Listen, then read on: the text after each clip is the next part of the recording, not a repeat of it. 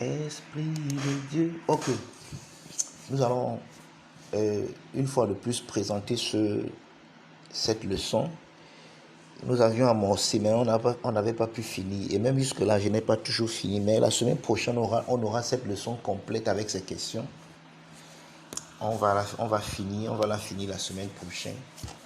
Et on va évoluer petit à petit par la grâce de Dieu, atteignant l'objectif qu'on s'est fixé. Nous avons compris à la leçon précédente que le seul moyen d'apprendre en tant qu'humain, c'est ce que René Girard a appelé le mimétisme. Et ça, c'est une leçon qui m'a tellement béni, moi, personnellement, la leçon sur le mimétisme. Nous devons comprendre là de suivre pour faire des progrès dans la vie et le ministère que le Pater nous a confié. Donc nous devons faire des progrès dans la vie et nous devons faire des progrès dans le ministère dans lequel le Seigneur nous a appelés. Il dit qu'avant que nous ne soyons dans le sein de notre mère, il nous connaissait déjà. Donc, et il nous avait établi. Cette connaissance et cet établissement avant même le sein de notre maman est généralement ce qui est appelé la destinée d'une personne. La destinée. C'est-à-dire que c'est même le but pour lequel tu vis. C'est pas comme si tu vivais pour accomplir, soit dit en passant, quelque chose. Mais tu vis parce que Dieu t'aime. Et dans son amour, justement, il a prévu des choses pour toi. Et c'est ce que l'apôtre Paul dit. Il dit, nous sommes son ouvrage en Christ, ayant été créés pour des bonnes choses que Dieu a préparées d'avance afin que nous les pratiquions. Quand on dit préparer d'avance, ça ne veut pas... la destinée, ce n'est pas comme pour dire que tu es un robot et Dieu t'a prévu, il y a quelque chose que tu dois faire. C'est-à-dire que c'est cette chose qui est la raison pour laquelle tu es là. Non. Appréhender la destinée de cette manière, c'est l'appréhender en dehors de la beauté de la personne du Christ et de la perfection de son œuvre. Tu n'es pas ici parce qu'il y a quelque chose que tu dois faire, soit dit en passant. Tu es ici parce que Dieu t'aime, point final. Tu es ici parce que son amour t'a fait. Et c'est pour ça que dans un Christ logique, nous avons cet amour en utilisant cet adage de Pascal, le philosophe. Il dit « je pense dont je suis ». Et nous, on avait transformé ça en disant « j'aime dont je suis ». En réalité, quand on dit « j'aime dont je suis » et que Jean nous dit que le principe de l'amour, c'est que c'est lui qui nous a aimés le premier. Donc en réalité, il nous aime dont nous sommes. Nous sommes ici parce qu'il nous aime. Nous sommes ici à cause de son amour. Maintenant, dans cet amour donc pour nous, pour qu'on ne soit pas oisif et pour que cet amour pour nous ait un but et ait tout son sens, tout son pesant d'or, il a donc prévu quelque chose afin qu'en pratiquant cette chose, nous comprenions et nous saisissions encore combien nous sommes aimés. Donc en réalité, si tu accomplis ta destinée et qu'en accomplissant ta destinée, tu n'es pas en train de comprendre et de saisir l'amour de Dieu pour toi, tu n'es pas en train d'accomplir ta destinée parce que le but pour lequel tu es là, ce n'est pas nécessairement de faire cette chose. C'est pour ça que je n'aime pas beaucoup ce mot « Seigneur, utilise-moi » parce que ce qu'on utilise, ce n'est qu'un instrument. Et l'instrument, c'est le moyen pour atteindre un but. Par exemple, lorsque le cultivateur s'en va cultiver, lorsqu'il y a le champ a tellement d'herbes, il prend une machette et il s'en va défricher les herbes. Lorsqu'il a fini de défricher les herbes, la machette ne lui sert plus à rien. Parce que le but de la machette, c'était d'enlever les herbes. Et c'est ça qu'on appelle un instrument. Donc un instrument nous permet d'atteindre un but. Et lorsqu'on a atteint le but, l'instrument ne nous sert plus à rien. Mais ce n'est pas comme ça que nous sommes. Nous ne sommes pas des instruments entre les mains du Seigneur dans ce genre qu'il se sert de nous pour atteindre un objectif. Non. Nous sommes l'objectif de Dieu. Nous sommes l'objectif que Dieu atteint. Donc, tout ce que Dieu fait, c'est pour atteindre l'objectif qui est nous. C'est nous l'objectif de Dieu. Donc, nous ne sommes pas des instruments qu'il utilise pour atteindre notre objectif. C'est nous l'objectif. C'est nous qui sommes son objectif. Et Jésus a expliqué ça en disant que c'est comme un homme qui a trouvé un trésor dans le champ. Il s'en va dans la joie qu'il a, il s'en va vendre tout ce qu'il a pour acheter complètement le champ afin de ne pas rater le trésor. Donc, le but de vendre ce qu'il a, le but d'acheter le champ, c'est pour atteindre, c'est pour toucher le trésor. Et c'est nous le trésor de Dieu. C'est nous le trésor. Et ça, c'est important que nous comprenions parce que généralement, quand les gens abordent la destinée, on aborde la destinée comme si c'était pour ça que je vis, c'est le but pour lequel je suis né. Non, je suis né pour être aimé de Dieu. C'est ça le but de ma vie. Ma vie, je suis né pour comprendre, pour recevoir et réciproquer l'amour. Pour recevoir et réciproquer l'amour de Dieu. C'est pour ça que je suis né. Pardonnez-moi, je crois que je n'ai pas ouvert ma caméra. J'avais oublié d'ouvrir ma caméra. Donc c'est ça le but pour lequel je suis né. Je suis né pour être aimé de Dieu. Maintenant, dans cet amour, quels sont donc les mécanismes que le Pater a mis en place pour que je puisse comprendre, recevoir et réciproquer cet amour? C'est donc dans ces mécanismes-là qu'on appelle la destinée. Donc ma destinée est tout ce que le Seigneur a mis en place pour que je puisse recevoir et réciproquer son amour. Donc ma destinée n'est pas le but de ma vie. Le but de ma vie, c'est d'être aimé et d'aimer en retour comme j'ai été aimé. Maintenant, pour être aimé, pour comprendre et saisir l'amour de Dieu pour moi en tant que personne, Dieu a donc préparé des œuvres. Dieu a préparé un plan afin que, en suivant ce plan, en marchant dans ce plan, le but pour lequel il a préparé ce plan, c'est toujours pour atteindre le but. Le but, c'est que je sois aimé, que je comprenne qu'il m'aime et que j'aime en retour. Donc, le plan de Dieu pour ma vie, ou bien ma destinée, le but pour lequel je suis vivant, ce n'est pas de faire ci ou de faire ça. Faire ci ou faire ça participe au but, contribue au but. Le but, c'est de comprendre l'amour. Le but, c'est de comprendre que je suis aimé. Le but, c'est de comprendre qu'avant la fondation du monde, avant que rien n'existe, avant qu'il n'y ait quoi que ce soit, le Père, le Fils et le Saint-Esprit a pris une décision en lui-même en disant, je ne serai pas Dieu sans cette personne. Je vais l'inclure dans ma vitrine, je vais l'inclure dans la vision béatifique, à part le Fils. C'est ça le but de la vie. Le but, ce n'est pas ce que je vais faire, ce n'est pas d'aller prêcher l'évangile. Prêcher l'évangile, faire toutes ces autres choses, contribue au but, doit m'amener au but. Le but, c'est de comprendre l'amour de Dieu. Le but, c'est de comprendre que je suis aimé, qu'il m'aime et d'aimer en retour. C'est ça le but. Il n'y a aucun autre but. Tout le monde, c'est pour ça que nous avons tous le même but. Mais maintenant, pour atteindre ce même but qui est le but commun, Dieu utilise des moyens dans la vie de chacun d'entre nous qui sont différents. C'est ça, ces moyens-là, c'est ça qu'on appelle, c'est ça que plusieurs personnes décrivent comme la destinée. La destinée, mais maintenant, il définit ça mal en disant que la destinée, c'est ce pourquoi tu es né. Non, c'est pas vrai. Nous sommes nés tous pour un seul objectif, la vision béatifique. Nous sommes tous nés pour entrer dans la vision béatifique, c'est-à-dire voir Dieu face à face, sans aucun intermédiaire créé. C'est ça qu'on appelle la vision béatifique et c'est pour ça que nous sommes tous nés. Maintenant, pour accomplir ça en nous, le Seigneur a prévu des œuvres, a prévu des choses, a tracé un chemin, un plan qui est le plan est comment je peux dire ça? Le plan peut être personnalisé par chacun de nous. Mais le but que Dieu vise, même dans ce plan, c'est de t'amener à comprendre qu'il t'aime. Et qu'en comprenant son amour pour toi, tu commences à aimer les autres, à réciproquer cet amour en aimant comme tu as été aimé. C'est ça le but. C'est pour ça que tu pries, c'est pour ça que tu es formé, c'est pour ça que tu vas prêcher, c'est pour ça que tu vas... Tout ce que tu feras demain, si ce n'est pas dans le but d'être aimé et d'aimer en retour, tu n'es pas en train d'accomplir ta destinée. Donc, pardon, Pasteur Franck.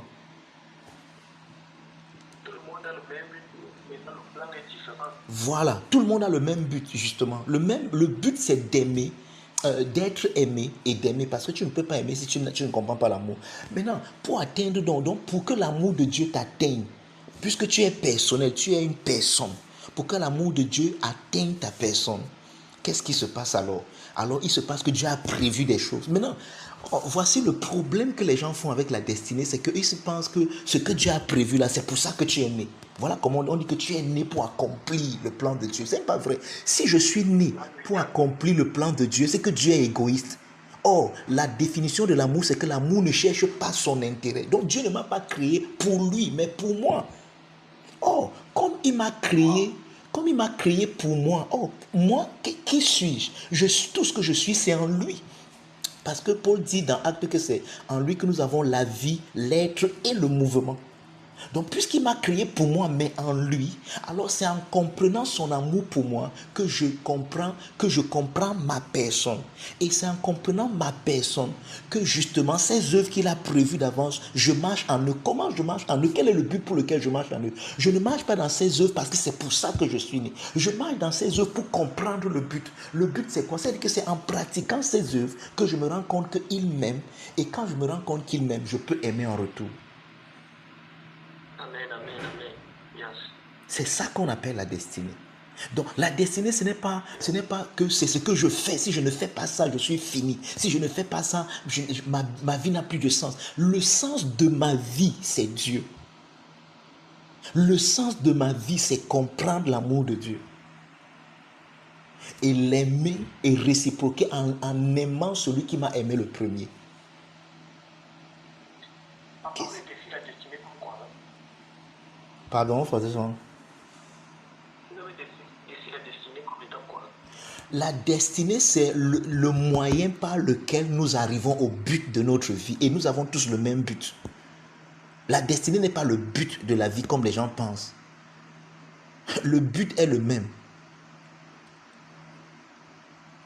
La destinée, c'est le moyen, c'est le plan. Le plan de Dieu pour ta vie, soit dit en passant. J'avais même dit un jour qu'en réalité, Dieu n'a aucun plan pour ta vie. Et je crois que j'avais expliqué ça dans un enseignement.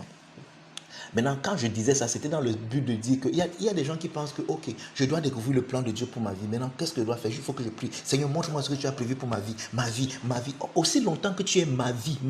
Seigneur, montre-moi ce que tu as prévu pour ma vie. Tu es narcissique, tu es égocentrique. Et aussi longtemps que tu restes dans cette bulle, tu ne découvriras jamais ce plan. Parce qu'en fait, en ce moment, tu crois que le plan, c'est le but de ta vie. Non, le but de ta vie, ce n'est pas le plan. Le plan, c'est le moyen pour le but de ta vie. Le but de ta vie, c'est que tu comprennes que tu es aimé et que tu aimes en retour. C'est ça le but de ta vie. Et c'est le même but que nous avons tous. Maintenant, le plan, c'est le moyen que Dieu met. Parce que comme tu es une personne, tu n'es pas moi. Dieu met donc des moyens pour que tu découvres son amour, pour qu'il te révèle son amour. Et en te révélant son amour, quand tu comprends qu'il t'aime, tu commences à l'aimer en retour, dans ta personne, en l'aimant en retour, en aimant ton épouse, en l'aimant en retour, en aimant ton fils, en l'aimant en retour, en aimant tes parents, en l'aimant en retour, en aimant ceci ou cela. Donc tout ce que tu fais, aimer tes parents, aimer ton épouse, aimer ton fils, ce n'est pas le but, tu n'es pas né pour ça, mais c'est le moyen pour découvrir le but. Combien d'entre nous, en regardant, en aimant seulement notre film, nous avons compris combien Dieu nous aime. Je me rappelle, pasteur Franck, tu m'as donné ce témoignage un jour. Tu as dit que regarde mon fils Nathan, il est lunaire, il ne fait rien. Mais moi, je suis en train de monter, je crois que ça, c'est quand Nathan était né. Je crois que tu m'avais donné ce témoignage à l'hôpital. Si tu vois, il est là, il dort. Moi, je suis là, je me bats pour lui. Et je te disais que justement, c'est comme ça que Dieu veut. Donc, à partir de ma relation avec mon fils, ma fille, mon épouse, c'est pour atteindre le but. Ce n'est pas ça le but. Me marier n'est pas le but. Avoir des enfants n'est pas le but. Mais tout ça peut contribuer à m'amener au but. Travailler n'est pas le but. Mais ça peut m'amener à retour, à comprendre le but. Le but, c'est quoi? Être aimé et aimer en retour. Donc, on disait comment Dieu montre-moi le but de ma vie. Non, c'est une fausse prière. Justement, les gens prient comme ça parce qu'ils pensent que le but de leur vie, c'est ils sont nés pour faire quelque chose. Non, nous ne sommes pas nés. Regarde, Dieu, c'est pour ça que ne ratez pas l'enseignement sur les anges. Dieu a tellement de serviteurs qu'il n'a pas besoin de ton service. Je vais vous dire quelque chose. C'est pour ça que les gens n'ont pas compris. Ce que nous faisons là, prêcher. Attends, je vais vous poser une question. Vous pensez sincèrement que ce que je vais vous enseigner ce matin, si le Saint-Esprit voulait vous enseigner ça, même dans vos rêves, il ne peut pas vous enseigner ça. Même quand vous dormez, il ne peut pas vous enseigner ça. Je vous pose la question, vous croyez vraiment? Maintenant, pourquoi nous servons comme nous servons? C'est un privilège. Je vous dis, quand vous comprenez le service, quand vous comprenez ce que nous faisons, vous comprenez que Dieu a voulu simplement nous donner de participer. C'est pour ça que, si moi, le docteur Mangon désirait, je crois que prêcher, c'est ça le but de ma vie, que je suis sur la terre pour prêcher. J'ai tout faux. Si je fais de la prédication, de l'enseignement, le but de ma vie, j'ai tout faux. Mais la prédication, l'enseignement sont des instruments pour m'amener à comprendre le but de ma vie. Qui est quoi? D'être aimé et d'aimer en retour. Maintenant, regardez, je suis debout depuis 3 heures. Pourtant, j'ai dormi à 1 heure. Pourquoi je suis debout? Parce que je me rends compte que j'ai une responsabilité. Je dois enseigner les enfants de Dieu. Maintenant, cette responsabilité me donne de me surpasser, d'aller au-delà de mes forces physiques. Qu'est-ce que je suis en train de faire? Je suis en train d'aimer les autres. Parce qu'en réalité, moi, je comprends l'amour de Dieu pour moi. C'est ça qui peut me réveiller à 3 heures quand j'ai dormi à 1 heure. Parce que le sommeil est bon. Qui n'aime pas dormir? Nous dormons, c'est bien de dormir. Je ne sais pas si vous comprenez. Maintenant, si je pense que ce que je fais là, c'est pour que je suis en train de prendre les points dans le ciel. Comme je me suis réveillé à 3 heures, Dieu va make wow. Bon, non, je dois comprendre à partir de là l'amour de Dieu pour moi et comment cet amour est en train de m'amener à aimer les autres. À qui je rends ce ministère, à les aimer, à me sacrifier pour eux, à me surpasser pour eux. Parce que Dieu, dans son amour, s'est sacrifié pour moi et s'est surpassé pour moi. Moi aussi, je me surpasse pour les autres. Qu'est-ce que je fais? Je dois découvrir dans ce que je fais le plan qui est d'être aimé et d'aimer en retour. Pasteur Franck, pardon, ferme d'abord ton micro. Je ne sais pas si quelqu'un me comprend. Excusez-moi, je n'ai pas prévu parler de la destinée ce matin. Je ne sais même pas ce qui m'a amené là-bas dedans. mais, Amen. mais je crois que ça aide quelqu'un. En fait, vous voyez, Ça m'aide. parce que quand on a une mauvaise définition de la destinée, on va justement utiliser la destinée pour ce qu'elle n'est pas faite. C'est-à-dire pour nous rendre égocentriques. C'est-à-dire que quelqu'un va par exemple dire que comme j'enseigne, je suis le meilleur enseignant du monde et il devient égocentrique, il devient orgueilleux. Non, c'est pas le but. Enseigner, prêcher, évangéliser. Vous croyez, d'ailleurs même le Seigneur nous montre ça. Lisez bien les hommes, vous allez voir, dans les zones islamiques, aujourd'hui plusieurs sont en train de se convertir sans que personne leur prêche l'évangile. Jésus leur apparaît lui-même. Regarde, si c'est Jésus qui devait évangéliser le monde, c'est ce que le monde s'est déjà évangélisé depuis. Mais il nous donne le privilège. C'est pour ça qu'il dit que vous devez même comprendre le ministère. Le ministère, c'est pas ce que si tu ne fais pas ça, ta vie est ratée. Maintenant, ta vie est ratée dans quel sens? C'est pour ça que je vous dis souvent que lorsque Judas a trahi Jésus et que Pierre, dans Actes, dit qu'il a abandonné son ministère. Oh, Judas n'est pas né pour le ministère. Judas est né pour être aimé et aimé en retour. Si Judas, malgré ça, avait compris l'amour de Dieu pour lui, et il était allé se repentir, Jésus serait venu, quand il est ressuscité, serait venu l'embrasser comme il a embrassé Pierre qui l'a remis. Oh, quand tu comprends que non, ma destinée c'est de faire quelque chose et que je n'ai pas fait ça, maintenant j'irai en enfer parce qu'il n'est pas fait. Là où tu échoues, tu échoues de comprendre que l'amour de Dieu pour toi est plus grand que ce que tu devais faire pour lui. Tu n'es pas le serviteur de Dieu, tu n'es pas né pour servir Dieu. Voilà, que je cloue ça comme ça et que je cloue ça encore bien. Tu n'es pas né pour servir Dieu. Dieu ne t'a pas créé pour le servir.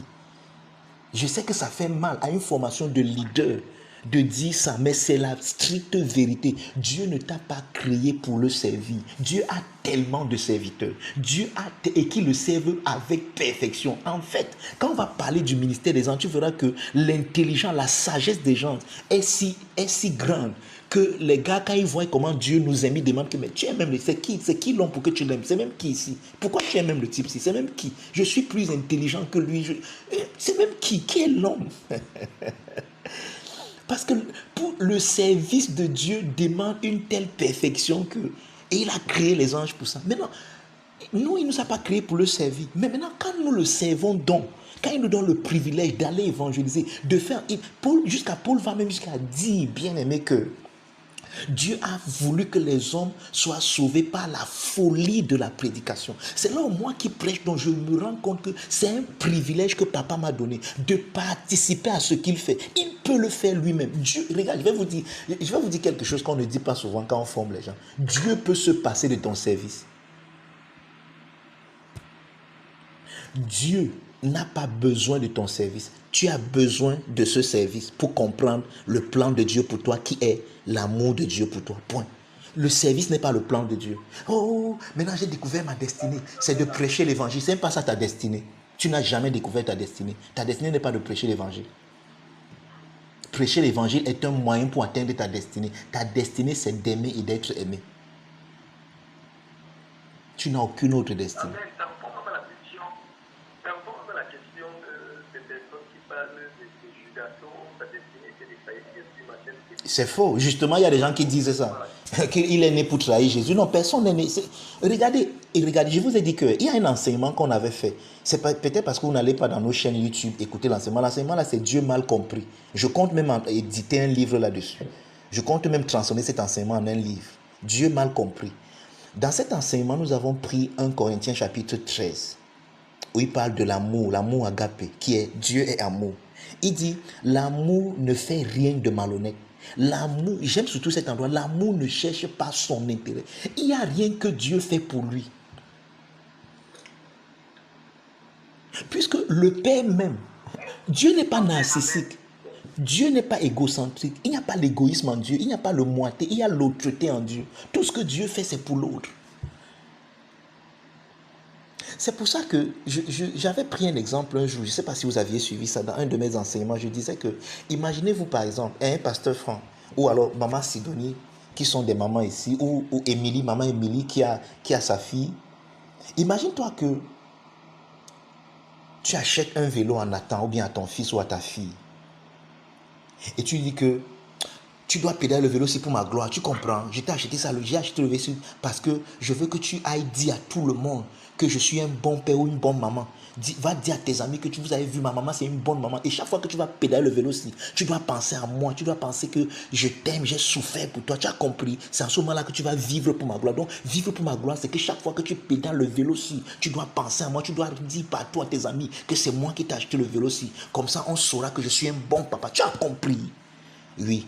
Et maintenant, ta fille ou bien ton fils pédale le vélo chaque fois. Et toi, tu regardes, tu vois comment il dit, il part. Au lieu de pédaler même le vélo, il passe à raconter à ses amis. Papa m'a acheté le vélo, vraiment, j'ai un bon papa. Il n'enjoy même pas le vélo. Alors, quand nous on fait ça, on pense que maintenant je vis pour la gloire de Dieu. Ce que je fais, ça honore Dieu. Non! Le papa là, c'est un mauvais papa. Un papa ou une maman qui fait ça, c'est une mauvaise maman. Mais maman t'achète le vélo parce qu'elle t'aime. Et quelle est la joie qu'elle a de t'acheter le vélo? C'est quand elle te regarde, tu pédales le vélo, tu es fier. Tu pédales, tu dis, maman, regarde comment je pédale, tu tournes. Et elle est fière parce qu'elle se rend compte que le vélo te rend heureux. Tu es heureux d'avoir ce vélo. Et ta joie devient sa joie. Donc elle est fière d'avoir acheté. Elle peut aller encore t'acheter même 10 autres vélos. Pourquoi? Parce qu'elle veut que tu sois heureux. Elle veut que tu sois heureuse. Ou il veut que tu sois heureux. C'est ça la gloire de Dieu. Donc vivre pour la gloire de Dieu, c'est enjoy ce que Dieu t'a donné au point où lui aussi il est content dans ton... Donc Dieu se réjouit dans ta réjouissance. C'est ça la gloire de Dieu. Donc Dieu tire sa gloire lorsque tu es content de ce que lui t'a donné. Pas parce que tu racontes ça partout que mon père est un bon père. Parce qu'il n'a pas fait ça pour lui, il a fait ça pour toi. Donc quand tu enjoy ça, il est content. Il dit que waouh, je n'ai pas dépensé mon argent pour rien. J'ai travaillé dur et mon fils est heureux. Il enjoy son vélo, je suis content. Voilà vivre pour la gloire de Dieu. Mais nous, on a pensé que vivre pour la gloire de Dieu, ce n'est plus enjoy les choses. C'est aller dire partout que c'est Dieu qui m'a donné. Oh, c'est Dieu. Oh, c'est Dieu. Oh, et c'est ça que maintenant je vis pour la gloire de Dieu. Non.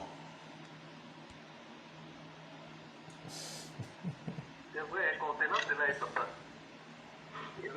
Concernant cela, j'ai vu Nathan, il voyait les gens qui jouent la bille. Il faisait ça comme ça jouer la bille. Et tu allais acheter la bille pour qu'il joue et que moi, après, ça me rejoue. J'étais fier de voir comment il fait ça. Voilà. Absolument fier. Donc la joie du Père est en te voir. Donc ta joie est communiquée au Père. Le Père est content que tu sois content. Le Père est heureux que tu sois heureux. Le Père est béni que tu sois béni. Tout ce qu'il fait, c'est pour toi, ce n'est pas pour lui.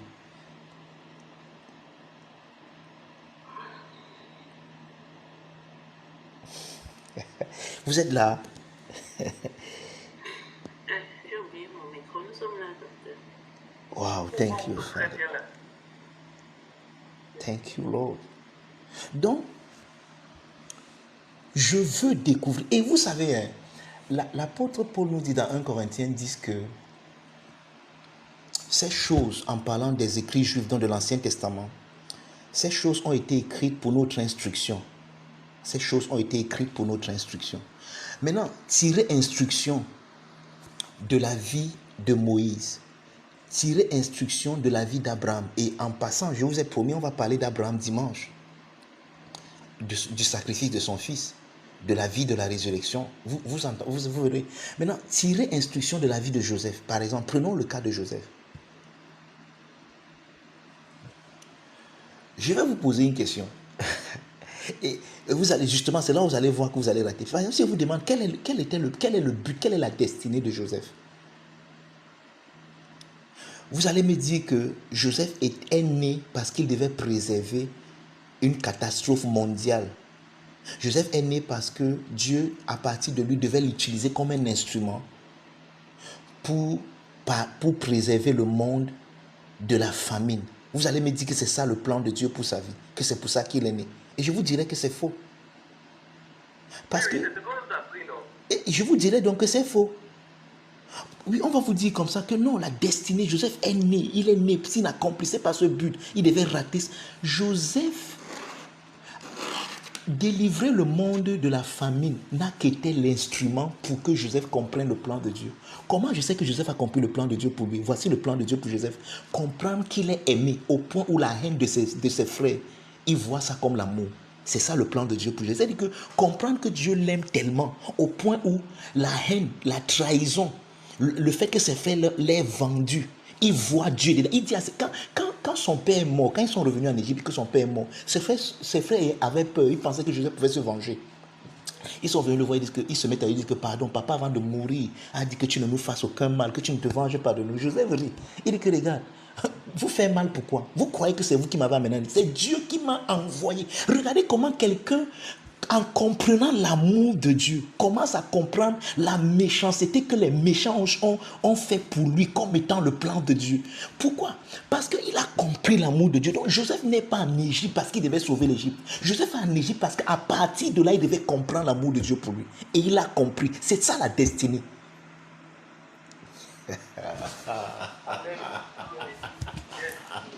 Donc au-delà de tout ce qu'il a accompli, Joseph a compris l'amour de Dieu et le plan de Dieu pour lui, au point où, même quand il va mourir, il dit à ses frères, ne laissez pas mes ossements en Égypte.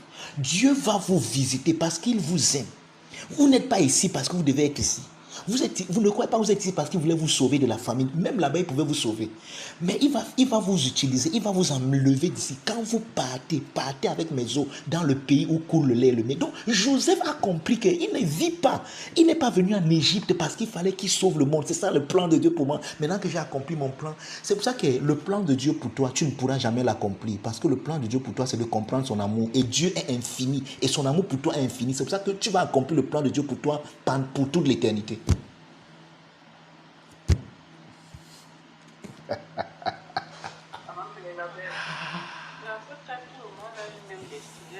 Oui.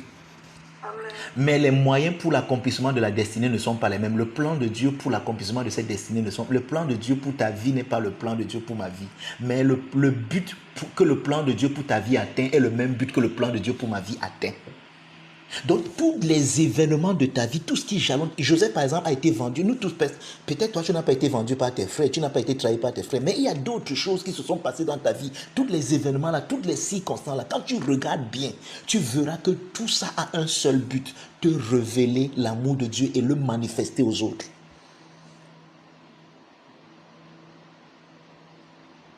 Te révéler cet amour. Ah bon? Pourtant, j'ai pas tout ce que je dis là, j'ai pas. Qui m'a même amené là-bas, Pasteur Franck? Qui m'a amené à parler de la destinée? Non, c'est que parfois, quand je suis calme, je m'assois, j'attends que Dieu me parle, il me parle pas. C'est quand je suis en action qu'il me parle. C'est quand je travaille peut-être. Mais j'ai entendu en moi me dire, assois-toi et laisse-toi aimer par moi. Assois-toi et laisse-toi aimer. Donc, je ne m'agite plus. Donc, comme tous les sujets que je lève, il me dit, assois-toi et laisse-toi aimer. Yeah. Ça, si Dieu te parle comme ça, vraiment, il n'y a plus d'eau, il n'a plus rien d'autre à ajouter. Parce que c'est ça le but de la vie. Et en fait, je vous parle de la destinée ce matin parce que justement, je me rends compte que les gens ne comprennent pas la destinée. Les gens croient que la destinée, c'est le but, c'est que nous sommes nés. Et justement, les gens ont créé l'enfer parce qu'ils disent que si tu n'as pas accompli ta destinée, tu iras en enfer. Non! Non! C'est faux! Le plan Regardez ce qu'il dit. Il dit que aucun homme ne peut bâtir une tour s'il ne s'assoit d'abord. Et il calcule pour savoir s'il a les moyens pour finir ce qu'il a commencé. Pour finir son œuvre. Maintenant, Jésus parle d'une maison, n'est-ce pas? Maintenant, Paul nous dit que c'est nous la maison que Dieu bâtit. Ça veut dire quoi? Ça veut dire que c'est toi que Dieu bâtit. Ça veut dire que Dieu s'assoit et il calcule comment il va te bâtir. Pourquoi? Parce que le but de te bâtir, c'est que tu comprennes que lui, il t'aime. Donc, ce n'est pas trop la couleur du mur, comment le mur sera bâti, comment les finitions qu'il fera, qui feront que... Non, le but de ta vie, qui est le même but de ma vie, c'est que le but d'un que... Pourquoi Dieu nous crée? Justement, Dieu est amour. Si vous comprenez la Trinité, vous allez comprendre la destinée, le plan, le but de Dieu et toutes ces autres choses. Dieu est amour. Dieu, c'est le Père qui se connaît. Et cette connaissance de lui, c'est son concept, c'est son verbe qui est parfait, qui est infini comme lui. Et il aime ce verbe et le verbe l'aime en retour, c'est le Saint-Esprit. Voilà Dieu. Voilà tout ce que Dieu est. Voilà l'activité de Dieu. Donc, l'activité de Dieu, c'est de se connaître et d'aimer. Dieu se connaît et il aime. Et il s'aime lui-même. Il a commencé à pleuvoir. Je vais un peu augmenter le volume de ma voix. Vous voyez un peu. Donc, si c'est ça Dieu, ça veut dire que voilà, regardez, je vais vous regarder. Par exemple, je vais vous poser encore une question. Quel était le but de la venue de Jésus sur la terre? Mourir sur la croix pour nos péchés, non?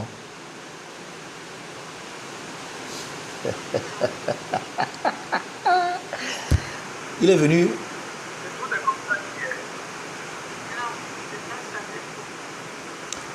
Je n'ai pas suivi ce que Pasteur Franck a dit.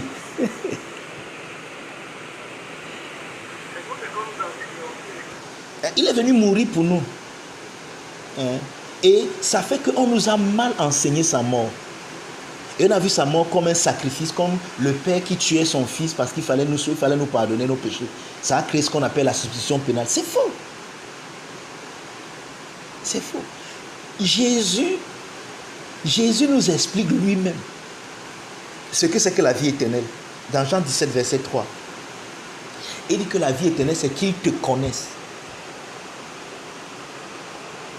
Toi, le seul vrai Dieu. Et celui que tu as envoyé, Jésus-Christ. La vie éternelle, c'est qu'ils te connaissent. Et le mot connaître là-bas, c'est que ça veut dire que c'est qu'ils aient un contact intime avec toi, le Dieu d'amour. Donc, le connaître, c'est le connaître dans son amour, savoir qu'il m'aime et m'aimer dans l'amour qu'il m'aime et aimer en retour dans cet amour. Il dit que c'est ça la vie éternelle. Et il est venu afin que les brebis aient la vie et qu'elle soit dans l'abondance.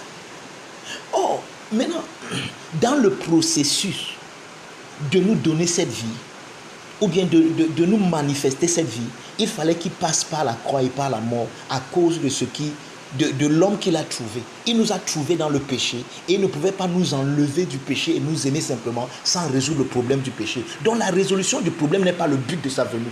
Le but de sa venue, c'est de nous prendre avec lui, de nous manifester son amour. Mais comme il ne pouvait pas, s'il nous manifestait son amour dans cet état, on ne devait pas comprendre, on ne devait pas voir. Alors il fallait qu'il résolve le péché qui nous aveuglait, qui nous rendait malades, afin de nous révéler son amour. Donc le but n'est pas qu'il meure. La mort n'est que le plan. C'était le plan de Dieu, mais ce n'était pas la destinée. La destinée, c'était de nous amener dans la vision béatifique, de nous amener en lui, afin qu'on puisse le voir sa divinité dans notre humanité, sans aucun intermédiaire. C'était ça le but. C'est ça le but de Dieu. C'est pour ça qu'il est venu. Donc la mort n'est que le plan. Maintenant, comment est-ce qu'il va accomplir ce but? Il fallait qu'il meure, parce qu'il fallait qu'il résolve le problème. Parce que nous, il nous a trouvés dans un problème. On était aveugles. Il fallait qu'il ouvre nos yeux. Mais l'ouverture, c'est pour ça que quand vous comprenez que le miracle, Dieu guérit quelqu'un, n'est pas le but. La guérison... La guérison, si par exemple vous allez voir qu'il y a un gars qui, je suis né parce que je dois aller guérir les malades, non, c'est pas le but, tu n'es pas né pour ça. Guérir les malades, ressusciter les morts, prêcher la bonne nouvelle, vivre glorieusement, manifester Dieu, ce n'est pas le but. Tu n'es pas né parce qu'il faut que Dieu se révèle, comme si tu ne révèles pas Dieu, il va rester caché. Je vais vous dire quelque chose. En fait, la vérité, c'est que tu ne peux même vraiment pas le révéler comme il doit être révélé. Même ce que tu révèles encore en lui n'est que... n'est que, vous savez, qui m'a amené ici? C'est pas ça que je voulais enseigner. Voici mon cours devant moi. Qui m'a amené dans la destinée? Il n'y a pas la destinée dans mon cours. Hein.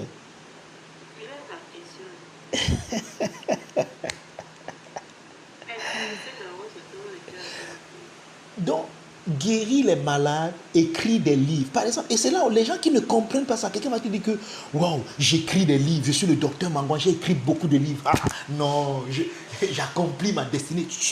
Tu es malade. Si chaque livre que tu écris, tu ne comprends pas la grâce de Dieu, l'amour de Dieu, et comment est-ce que, comme des instruments pour non seulement connaître l'amour de Dieu et le faire connaître aux autres. Mais ce n'est pas ça le but. Écrire un livre n'est pas le but. Prêcher n'est pas le but. Avoir une chaîne YouTube, avoir 1000 membres, avoir un impact n'est pas le but. L'impact sont des instruments pour le but. Et le but, c'est d'abord, Dieu doit se... Et c'est là où l'erreur sur les... Pasteur Franchi est pasteur, je m'adresse, et vous êtes des leaders en train d'être formés. L'erreur que les leaders, ceux qui prêchent souvent l'évangile font, c'est qu'à un moment, ils oublient qu'eux-mêmes, ils doivent comprendre et connaître l'amour de Dieu pour eux avant d'aller le révéler. Et ils pensent que non, même si moi je ne connais pas. C'est pour ça que vous allez voir les pasteurs parfois négligent leur épouse, négligent leur famille et s'en vont s'occuper des épouses et des familles des autres. En croyant que non, c'est ça le but de ma vie. Je peux négliger mon enfant, je peux négliger mon fils, mais si je m'occupe des enfants des autres, puisque c'est pour ça que je suis né, alors j'aurai une couronne incorruptible. Vous êtes malade. Comment vas-tu aimer l'autre quand tu ne t'aimes pas toi-même? Comment vas-tu donner à l'autre ce que tu n'as pas? Ça, ce sont les mauvaises définitions de la destinée et du plan de Dieu qui nous ont amenés à faire ce genre de choses. C'est pour ça que l'apôtre Paul nous dit que un bon leader doit d'abord leader sa maison même d'abord. Parce que c'est là, pourquoi? Parce que c'est ce que tu apprends là-bas en aimant mon épouse, en aimant mes enfants. J'apprends l'amour. C'est cet amour que je peux manifester aux autres. Parce que le but de Dieu n'est pas d'aller manifester quelque chose aux autres. C'est de comprendre qu'il m'aime et de révéler cet amour. C'est ça le but de Dieu, c'est ça le plan de Dieu pour ma vie.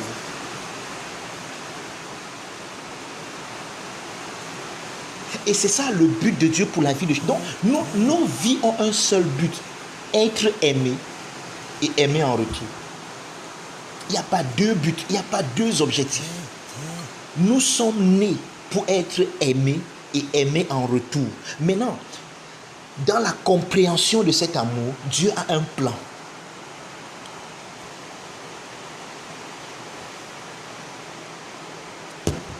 J'ai envie de dire quelque chose, mais vous risquez mal me comprendre, mais je vais quand même la dire. Quand vous allez grandir, certainement, vous allez me comprendre. Dieu n'a pas tué mes parents. Mais la mort de mes parents tôt participe au plan de Dieu pour moi, pour que je comprenne son amour.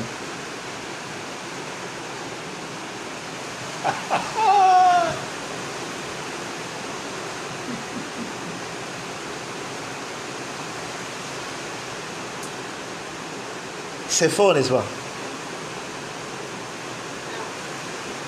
Je vais dire autre chose.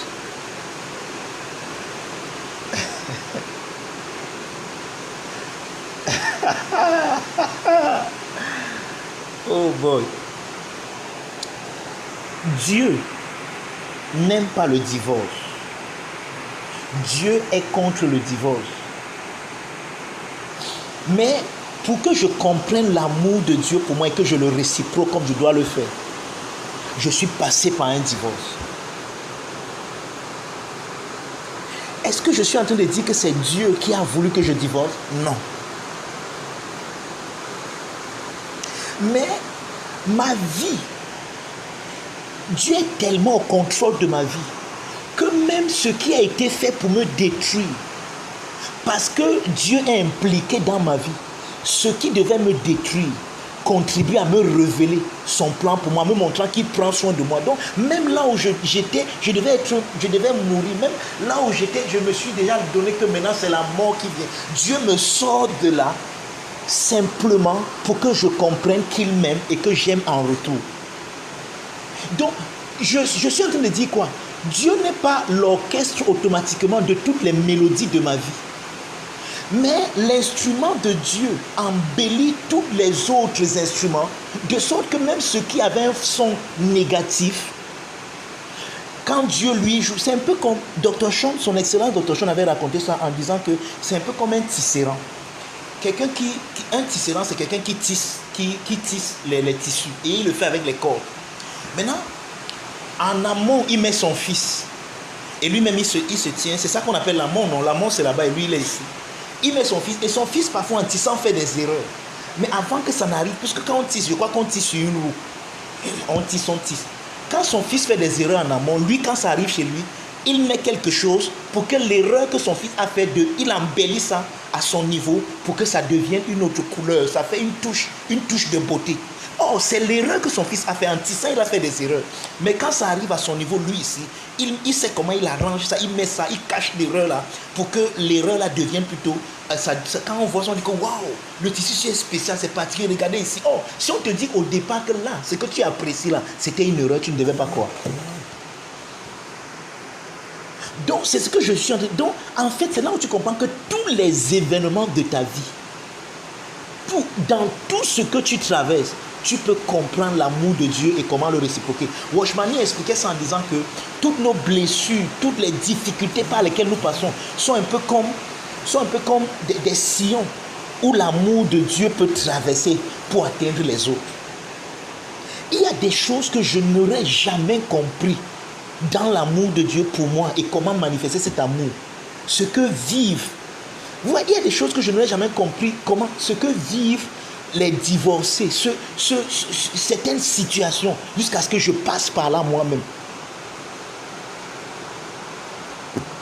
Je ne sais pas si vous me comprenez ce matin. Je vais prendre un autre exemple.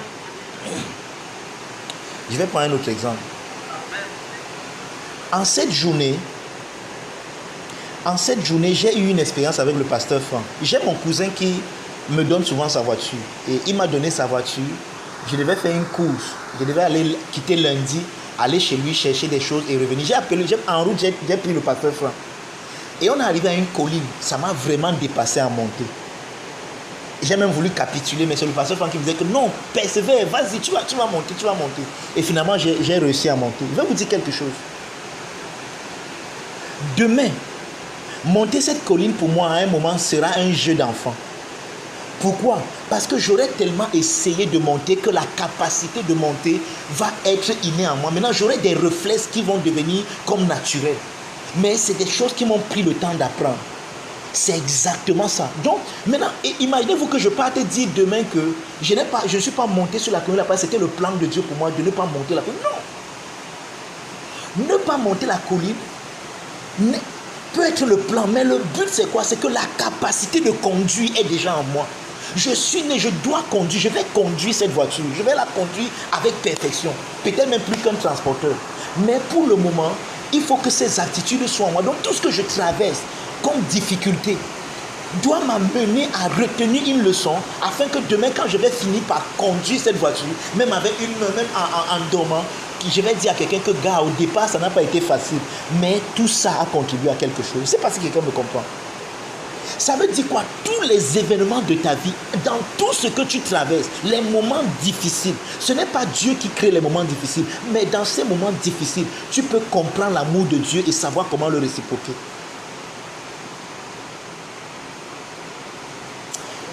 Je sais que je suis allé un peu loin ce matin. Bon, revenons dans notre cours. Je ne sais pas qui m'a amené là-bas, mais revenons dans le cours. Oui, maman. Attendez un instant que je mette le bas. Je ne vous entends plus.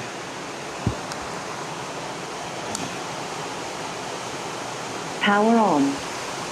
Enter off in playing. Oui, je vous écoute. Allons-y. Ma question, c'est... Puisque le but de notre vie, c'est de comprendre l'amour de Dieu pour nous. Et le moyen qui nous amène à comprendre, c'est la destinée. Qu'est-ce qui vient avant? Qu'est-ce qu'il faut comprendre avant? C'est le moyen ou c'est le but d'abord? En comprenant le but, j'accomplis mieux la destinée. Non! Ce qu'il faut comprendre avant, c'est le but. Quand je sais que... Regarde. Acceptez Dylan, pardon. Pourquoi ma souris ne donne pas? Regarde, maman, je vais t'expliquer. Je sais pas, hein, mais... Low battery. Please charge. Low battery. Ouais. Comment tu peux me faire ça? C'est là. Amen, maman, amen, maman. Ah, c'est très en retard. Papa, bonjour. Bonjour, Dylan. Bonjour. Bonjour, midi, bonjour. Regarde, maman, je bénis le Seigneur pour ta question et je vais vraiment y répondre. Prenons la vie de Joseph. Je vais prendre la vie de Joseph pour te répondre. Joseph est un jeune gars. Il n'a que 16 ans. Il a 15 ans, 16 ans, donc c'est un adolescent. Et il commence à recevoir des rêves bizarres. Il commence à voir des choses bizarres. Et dans son jeune âge, il ne comprend pas bien ces choses. Il ne sait pas. Il ne comprend pas que Dieu est en train de lui montrer, de lui révéler qu'il l'aime. Il ne comprend pas encore vraiment l'amour de Dieu pour lui. Alors qu'est-ce qui se passe? Quand il a ses rêves, il s'en va les raconter à ses frères. Regardez mes frères, je ne sais pas, excusez-moi, mais j'ai eu un rêve aujourd'hui. J'ai vu, on était tous ensemble et on était en train de vendanger, mais vos semences ou bien vos tiges se sont prosternées devant ma tige. Ça veut dire quoi, mes frères? Je ne comprends pas. Est-ce que ça veut dire que je serai plus grand que vous? Qu'est-ce que ça veut dire? Naïf, tout naïf. Vous savez, il y a une certaine naïveté qu'il faut même dans l'appréhension même du plan de Dieu. Tellement les gens veulent tellement connaître le plan de Dieu qu'ils connaissent au-delà de la connaissance de Dieu. C'est ce qui est arrivé aux gens dans Matthieu chapitre 7. Ils sont allés guérir les malades. Jésus dit que certains me diront, je vais revenir à Joseph, il dit certains me diront ce jour, Seigneur, n'avons-nous pas fait des miracles? N'avons-nous pas? Je leur dirai, retirez-vous de moi, je ne vous ai jamais connu. Parce que guérir les malades, ressusciter les morts, purifier les lépreux, doit accomplir le but qui est d'être connu par Dieu, de me connaître dans sa connaissance et de partager cette connaissance avec les autres. En d'autres mots, d'être aimé par lui et de partager cet amour. Oui. Oh, eux, ils ont pensé que nous, Seigneur, n'avons-nous pas guéri les malades en ton nom? N'avons-nous pas fait ceci en ton nom? N'avons-nous pas prophétisé? Non, parce qu'on a prophétisé, on a accompli le but. C'est pour ça que tu nous as créés. Tu nous as créés pour qu'on prophétise. Si on ne prophétisait pas, qui devait prophétiser? Il y a des gens qui sont même fous pour dire ça. Que si je ne prêche pas l'évangile, tu es malade. Tu prêches l'évangile. Tu penses que tu peux prêcher l'évangile comme les anges? Tu penses que tu peux prêcher l'évangile comme Dieu lui-même? Tu peux. Tu prêches quoi? Tu sais même parler. Regarde. Pardon, maman. Puisqu'on nous a enseigné qu'il a besoin de l'homme pour vivre sur la terre, donc non. Non, je vais maintenant, Espérance appelle ça les balles. Je vais maintenant arranger. Dieu n'a pas besoin de nous. Dieu n'a pas besoin de l'homme. Par exemple, même pour exister, Dieu n'a pas besoin de l'homme. Mais par amour, dans son amour, Dieu a créé le besoin d'avoir besoin de l'homme. Mais dans son ontologie, Dieu n'a besoin de rien. Mais dans son amour, Dieu a créé le besoin d'avoir besoin de nous. C'est pour ça que avoir donc besoin de nous devrait être pour nous un privilège. Parce que nous comprenons que c'est dans son amour qu'il a créé le besoin d'avoir besoin de nous.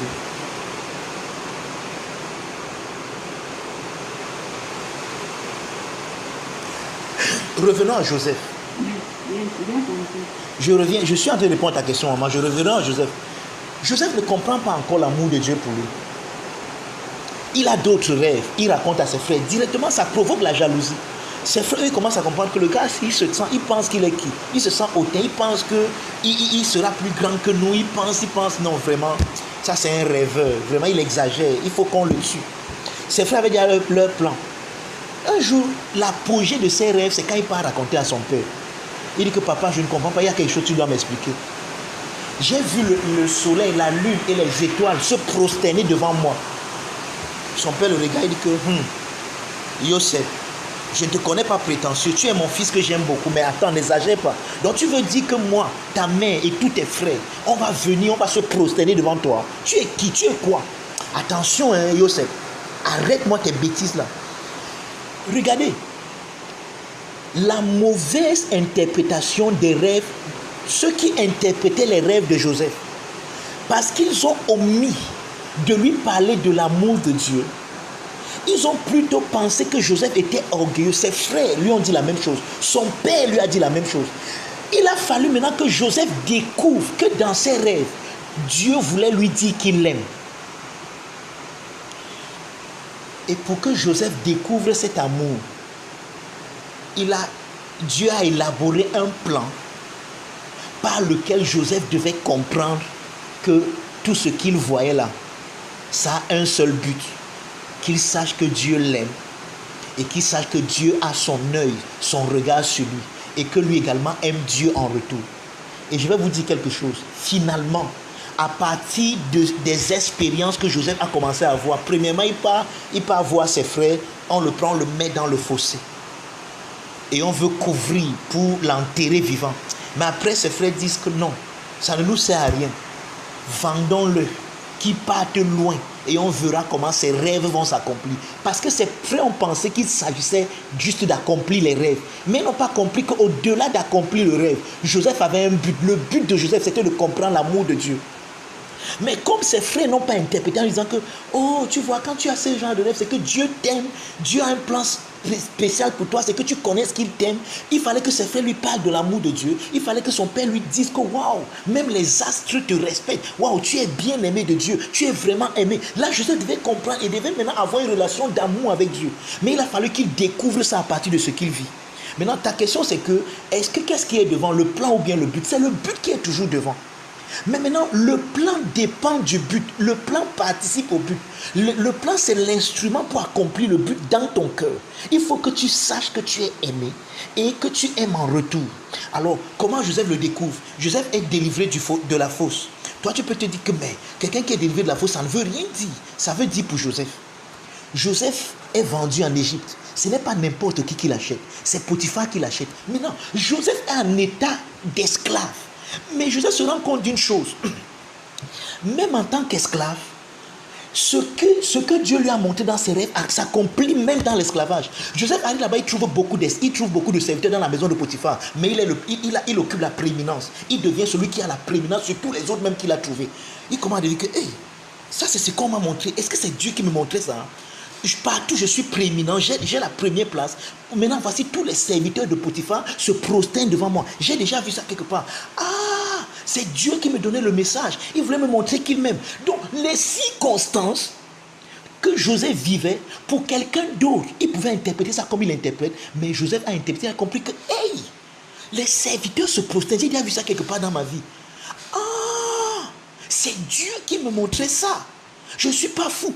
Est-ce que vous savez que parfois, en comprenant l'amour de Dieu pour vous, ça peut vous faire paraître comme un fou, même pour certaines personnes qui n'ont pas compris ça. Vous pouvez devenir que dire que waouh, je ne suis pas fou. C'est Dieu qui me montrait ça. Oh! Et directement, Joseph n'a plus une relation avec les rêves. Joseph n'est plus là que non, je dois accomplir. Il faut que les gens se prosternent devant moi. Non! Je dois aimer Dieu davantage. Je dois comprendre qu'il m'aime. Et pendant que Joseph entretient sa relation d'amour en aimant celui qu'il a aimé, celui qui revêt l'amour dans son cœur, en réciproquant cet amour, la femme de Potiphar commence à l'aimer. Qu'est-ce qu'il dit à la femme de Potiphar? Je ne peux pas faire ça. Pourquoi, monsieur? Tu es beau, je suis belle, allons-y, faisons. Non, je ne peux pas pécher contre Dieu. Joseph, tu connais Dieu où? Tu es en Égypte. Là-bas, ils ont la grenouille, c'est Dieu. Le Nil, c'est Dieu. Ils ont beaucoup de dieux. Tu parles de quel Dieu? Non, je parle du Dieu du ciel. Comment Joseph connaît le Dieu? Le Dieu qui m'a révélé ce qui est en train de m'arriver. Qu'est-ce qui t'arrive? Tous les serviteurs se prosternent devant moi. Ce n'est pas parce que Potiphar m'aime trop. C'est le plan de Dieu. Et le plan de Dieu, c'est parce que je dois comprendre le but de Dieu qui est qu'il m'aime. Et comme je sais qu'il m'aime et que son plan est en train de se dérouler, même dans cette situation, je ne peux pas faire ça, maman Potiphar. Je ne peux pas aller avec toi. Ok, tu vas aller en prison, il n'y a pas de problème. Même en prison, Joseph arrive en prison. Il trouve beaucoup de prisonniers. Il a la prééminence. Qu'est-ce qui est en train de se passer? Le plan-ci accomplit le but. Quel est le but? Joseph doit comprendre qu'il est aimé de Dieu et qu'il doit aimer ce Dieu davantage. Et Joseph commence, il manifeste l'amour de Dieu au point où, dans sa prison, il voit les gens, un jour, il voit les gens qui sont tristes. Il a dit, pourquoi vous êtes triste? Pourquoi Joseph regarde les autres au point de voir qu'ils sont tristes? Pourtant, dans cette situation, chacun pour soi, Dieu pour tous, Dieu pour tout le monde. Mais pourquoi Joseph n'est pas dans le moitié? Pourquoi il est dans l'autre-té? Pourquoi il pense aux autres? Pourquoi il s'occupe des autres? Justement, parce qu'il est en train de comprendre que le Dieu qu'il aime les autres. Et il est en train de se pencher vers les autres. Et c'est en aimant les autres que même ce qu'on appelle le plan de Dieu, que vous croyez que c'est le plan de Dieu pour lui, va même s'accomplir. C'est-à-dire que c'est en aimant les autres qu'il va sauver le monde. Mais ce n'est pas que c'est en comprenant le but que le plan s'accomplit. Ce n'est pas le plan qui s'accomplit pour le but. Le plan, c'est le but. Et le but est plus grand que le plan. Le but, c'est que je connaisse que Dieu m'aime et que je l'aime en retour. Que je connaisse que Dieu aime tout le monde et que j'aime tout le monde en retour. C'est ça le but. Maintenant, il y a le plan. Et le plan doit servir le but. Maintenant, si je suis occupé au plan, je vais oublier le but. Parce que c'est le but qui devait m'intéresser. Cette relation avec Dieu. Me laisser aimer comme Dieu t'a dit, maman Sidonie, que laisse-moi t'aimer. Me laisser aimer par lui. Et quand je laisse qu'il m'aime, je peux réciproquer cet amour. Cet amour peut couler dans toutes les femmes qu'il y a dans mon cœur. Toutes les déceptions qu'il y a eu dans mon cœur. Les gens qui m'ont dessus. Les gens qui mal parlent de moi. Les gens qui me vilipendent. Ça peut devenir des sillons. Ça peut devenir des, comme Oshman dit, ça peut devenir des moyens par lesquels l'amour que le Dieu qui m'aime peut les aimer à partir de moi. Cet amour peut couler à partir de moi vers eux. À partir de tous ces sillons, toutes ces blessures. Maintenant, Joseph s'épanche vers les autres. Qu'est-ce qui vous arrive? Ah, on a eu un rêve. Ah bon, vous avez des rêves? Ok. Comment Joseph sait qu'il peut interpréter les rêves? Parce que Joseph vient d'interpréter son rêve. Ce n'est pas son père qui a interprété son rêve pour lui. Ce ne sont pas ses frères qui ont interprété ses rêves. Mais les circonstances lui ont montré que les rêves qu'il avait depuis le début sont qu'il va occuper la prééminence. Et comme il a l'interprétation de ses rêves à partir du but qui est qu'il se laisse aimer par Dieu, il dit aux autres que racontez-moi vos rêves et je crois que je peux les interpréter. Voici, ok. Toi, ton rêve dit ceci. Voici ce qui va se passer. On va te rétablir dans ta fonction. En 2 jours, on va te rétablir. Le pharaon va encore t'appeler, il va te rétablir dans ta fonction. Toi, ton rêve dit ceci. Dans 2 jours, on va couper ta tête, on va te tuer. C'est ce qu'il veut dire. Et n'oubliez pas, tous, même dans l'accomplissement du but de Dieu, parfois nous sommes faibles. Joseph supplie l'eau, il dit que pardon, quand tu seras là-bas, parle au pharaon en ce qui me concerne. Je suis ici injustement. Et on dit que cet homme est parti, il a oublié Joseph pendant 2 ans. Maintenant, il faut vous poser la question, qu'est-ce que Joseph faisait en prison pendant 2 ans? Joseph s'asseyait. Et il laissait l'amour de Dieu transformer son être. Au point où quand Pharaon appelle Joseph et lui dit, j'ai appris que tu peux interpréter les rêves. On dit que la bouche parle de l'abondance du cœur. Si vous voulez savoir ce qui se passait pendant les 2 ans dans le cœur de Joseph, voici ce qui se passe. Dès qu'on disait que tu peux interpréter les rêves, je veux dire que il y a un Dieu au ciel. C'est lui qui peut donner la signification aux rêves de Pharaon. Moi, je ne peux pas interpréter les rêves, mais il y a un Dieu au ciel. Donc, pendant 2 ans, Joseph a compris l'amour de Dieu pour lui dans une prison. Mais toi, tu peux voir la vie de Joseph et dire que, waouh, vraiment, souffrir comme ça, Joseph n'a jamais pensé qu'il souffre. Parce que quand c'est le but, qui est mon objectif, le plan participe au but. C'est pour ça que Jésus, puisque le but était plus grand que le plan, quand Jésus à un moment a vu le plan qui était que pour accomplir le but qui est de nous aimer et de nous faire comprendre l'amour de Dieu, il faut qu'il meure. Il a vu ce que c'est que l'amour. Il a dit, Père, est-ce que tu peux éloigner la coupe? Ça, c'est le plan. Donc, à Gethsemane, nous voyons le combat entre le plan et le but. À un moment, le plan nous fait peur. Parce que parfois, je vais vous dire ça, nous sommes en train d'être formés pour le leader. Parfois, le plan, c'est que tu vives des choses terribles que, humainement parlant, tu ne pouvais pas vivre. Parfois, tu peux perdre ton mari. Parfois, tu peux perdre ton enfant. Parfois, tu peux perdre quelque chose que tu aimes. Parfois, tu peux. Il y a parfois le combat entre le plan et le but. Parfois, le plan te fait peur. Le plan, on vous dit que ça me plaît. À cet âge de ma vie, si je vous dis qu'il y a 20 ans, je n'avais jamais imaginé que je pouvais vivre en ce moment-ci seul, être seul dans ma vie. Et parce que je n'étais pas un mauvais garçon. Allez demander aux gens qui me connaissent. Même dans mon foyer, c'est vrai, j'ai commis des erreurs, mais je n'ai jamais rien fait qui méritait que je vive un divorce. Mais je m'en fous de ça aujourd'hui. En fait, je me dis même souvent, si j'étais marié, je ne serais pas en train de vous enseigner à 4h30. Je suis sûr. Si j'étais marié, je ne serais pas en train de vous enseigner à 4h30. Demandez aux mariés ce qu'ils font souvent à 4h30, ils vont vous dire. Ils enseignent à 4h30. Ceux qui sont mariés n'enseignent pas. Demandez au pasteur Franck. Quand on est en retard, on ne fait pas le bruit. Maman Sidonie, marié, pardon. Faut parler. Si j'étais marié, je ne serais pas en train de vous enseigner à 4h30. Vous comprenez? Donc, à un moment, il y a une guerre entre le plan et le but. Le plan, pour accomplir le but, que les gens se doivent comprendre l'amour de Dieu pour eux. Je dois passer par la mort. Waouh! Seigneur, est-ce que tu peux éloigner après? En tout cas, ce n'est pas ma volonté, que ta volonté s'accomplisse. Je vais boire la coupe. Parce que ce qui m'intéresse, ce n'est pas le plan. C'est le but. Mes yeux sont vers le but. Joseph sort de prison après 2 ans. On lui dit que tu peux interpréter. Il dit que pas moi. Moi qui? Je ne peux pas interpréter. Mais il y a un Dieu. Joseph parle de Dieu aux Égyptiens. Vous savez qui sont les Égyptiens? Les Égyptiens étaient polythéistes. Tout était Dieu pour eux. Le Nil était Dieu. Les grenouilles étaient Dieu. Ils adoraient presque tout. Je leur ai dit non, il y a un Dieu qui peut interpréter ton rêve. Raconte-moi ton rêve. Et Joseph interprète le rêve. Quand Joseph finit d'interpréter le rêve, voici la question de Pharaon. Pouvons-nous trouver dans tout le royaume d'Égypte ici un homme en qui habite l'esprit des dieux saints? C'est toi qui seras choisi pour faire la tâche là. Donc, le plan participe et contribue au but. Le but, je vous dis, frère, comprenez-moi bien. Nous avons tous un seul but, la vision béatifique. Je vais expliquer ça pendant la conférence d'août. Et je vais commencer un peu à parler de ça pendant le séminaire Tétélestai sur les anges. Tous les hommes qui sont créés là ont un seul but, la vision béatifique. C'est pour ça que j'avais dit un jour que, en fait, nous n'allons pas au ciel. Dieu nous amène en nous, en lui. Nous allons en Dieu. Nous sommes sortis de Dieu et nous allons. Donc, là où nous sommes sortis, c'est là-bas que nous partons. Donc, nous avons un seul but. Nous allons en Dieu. Nous sommes en voyage pour aller en Dieu. C'est là-bas que nous partons.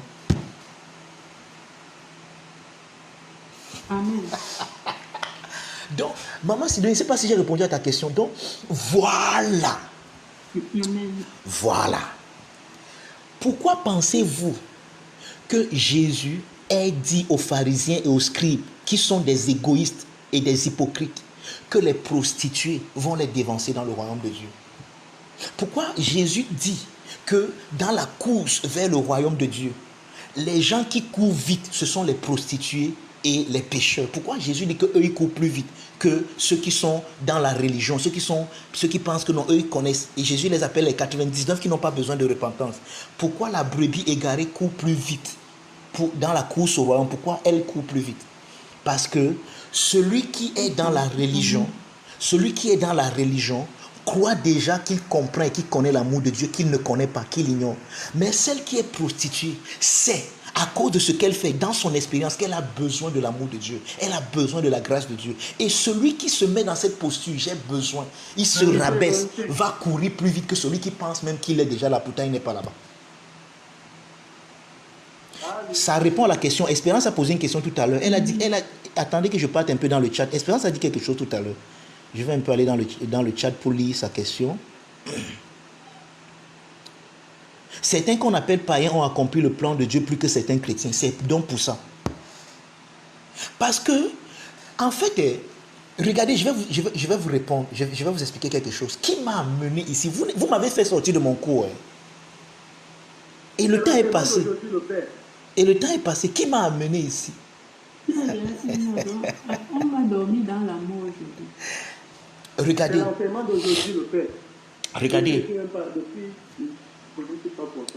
David a péché contre Bathsheba. Et il a même tué son mari. Je dis bien, c'est David qui a tué Uri. Quand Nathan le prophète, oh mon fils Nathan, Père, je prie pour Nathan, qu'il soit béni au nom de Jésus. Père, pendant que je parle du prophète Nathan, je déclare que tout ce que tu as prévu dans ton plan pour que Nathan comprenne le but qui est d'être aimé et d'aimer en retour, que ses parents soient capables, aient la capacité de l'éduquer afin qu'ils élaborent un plan pour qu'il comprenne le but là. Merci Père au nom de Jésus. Maintenant regardez, lorsque Nathan vient confronter David, dès que David réalise son erreur, David s'humilie. Et le psaume 51 naît. Et dans le psaume 51, David dit ceci à Dieu. Il dit que si tu voulais des sacrifices, je t'aurais donné. Donc là où je suis là, je peux aller prendre les veaux, te sacrifier ça. Mais ce n'est pas ce que tu veux. Le sacrifice qui t'est agréable, c'est un esprit brisé, un cœur contrit. C'est quelqu'un qui reconnaît qu'il n'est rien et qui a besoin de toi. Donc, le désir, chaque fois que tu réalises que tu as besoin de Dieu, tu fais un grand bond en avant vers l'accomplissement du but de Dieu pour toi. Parce que là, tu comprends, tu réalises qu'en fait, il ne s'agit pas de moi.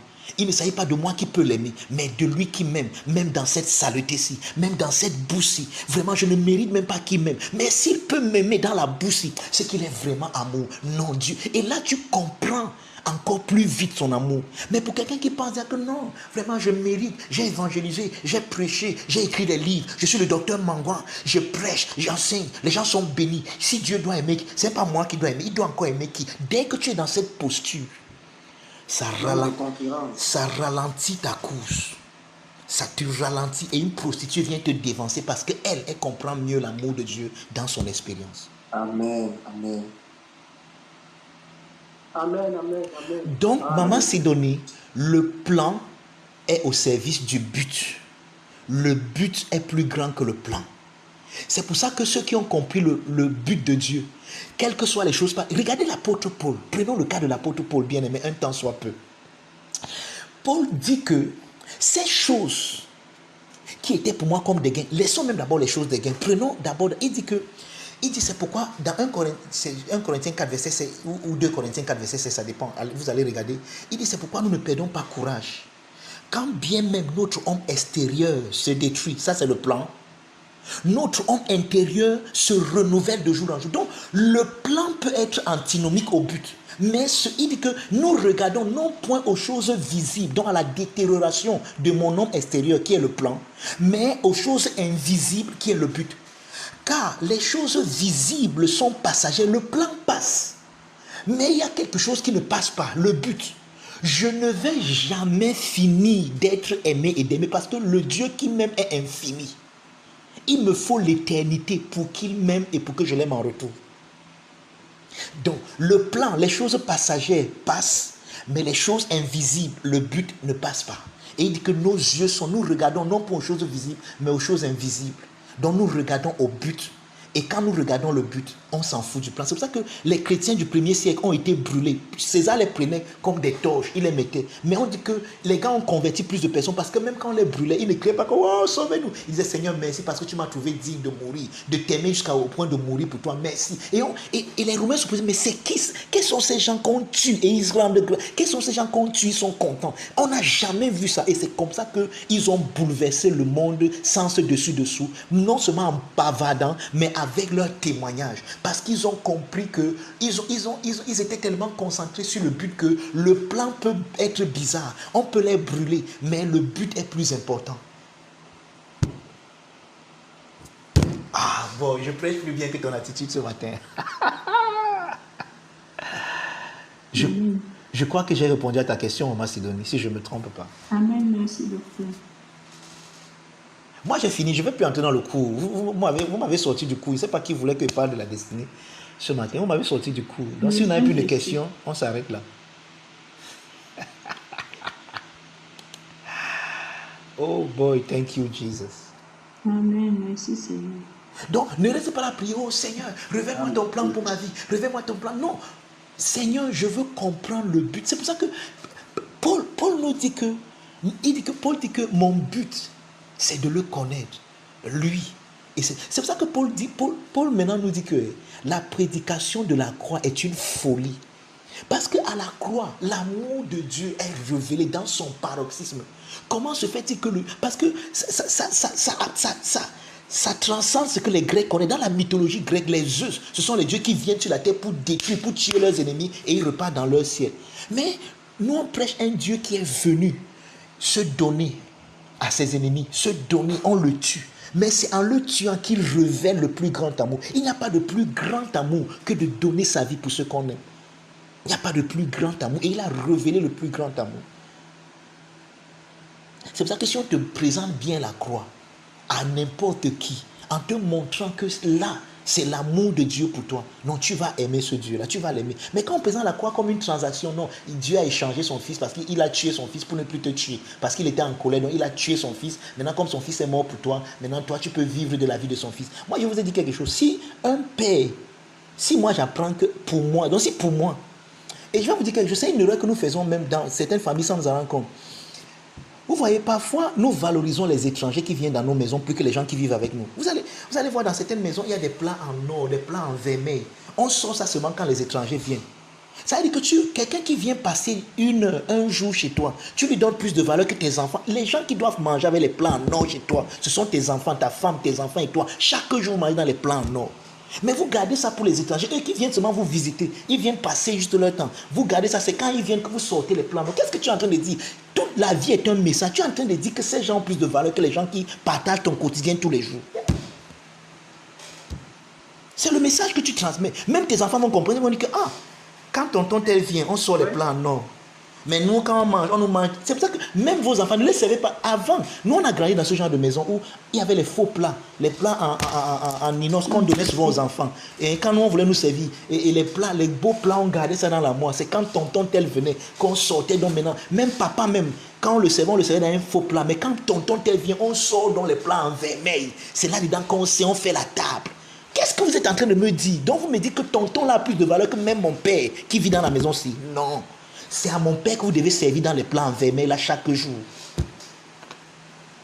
Donc même notre manière de vivre, par exemple, tu ne dis jamais bonjour à tes enfants. Quand ils vous lèvent le matin, il n'y a pas de bonjour. Mais quand tu ouvres ta porte, voisin, bonjour, ça va? Tu as bien dormi? Oh, vraiment, tu es béni. Mais tu n'as pas dit ça à ton enfant. Tu n'as pas dit ça à ta femme. Tu n'as pas dit ça à ton mari. Mais tu n'as pas dit ça au voisin. Quelle est la leçon que ton enfant retient? Le voisin est plus important. C'est pour ça que demain, tu vas lui dire de laver les assiettes. Il va refuser. Quand le voisin lui dit va laver les assiettes, comme c'est que le voisin est plus important que dans sa maison, il va aller laver pour le voisin. Il va laisser pour sa maison.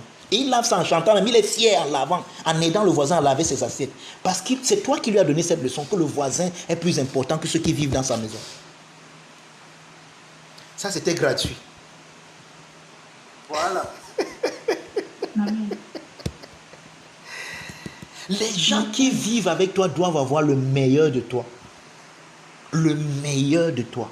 Le meilleur de ton sourire, le meilleur de ta gentillesse, le meilleur de tout ce que tu es. C'est à eux que tu dois donner le meilleur.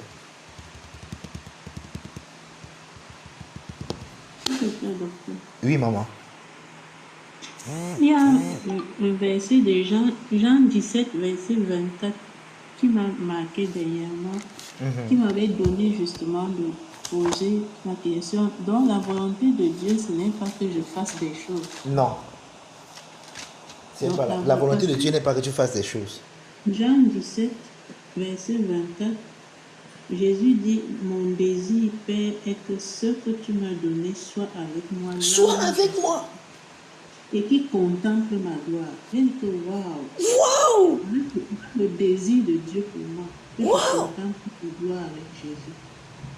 Donc tout ce qu'on dit que il faut évangéliser, il faut faire quelque chose. Vraiment, quand j'ai lu ça, je me suis d'abord assise. Non, regarde, mais est-ce que ça veut dire qu'on ne doit pas évangéliser? L'évangélisation, c'est un moyen, ce n'est pas le but. Je ne suis pas né pour évangéliser.